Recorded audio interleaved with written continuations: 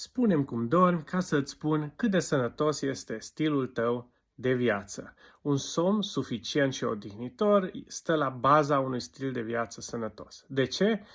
Pentru că ne asigură autocontrolul de care avem nevoie pentru a lua deciziile corecte când vine vorba de alte elemente ale unui stil de viață sănătos, cum ar fi managementul stresului, deciziile în privința alimentației sau a mișcării, a sportului.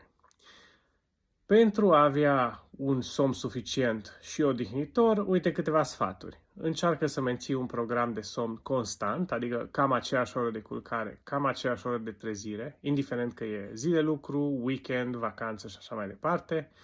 Nu consuma cofeină după ora 2 după masa, în principiu, și nu face seara cu câteva ore înainte de culcare, activități care să te agite, să te țină treaz și implicat.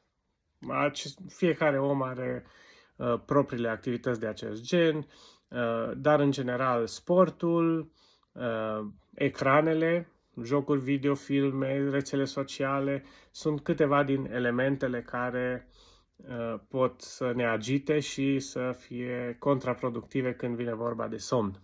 Tu dormi suficient de bine? Dormi suficiente ore? Spune-mi asta în comentarii și până data viitoare, multă sănătate!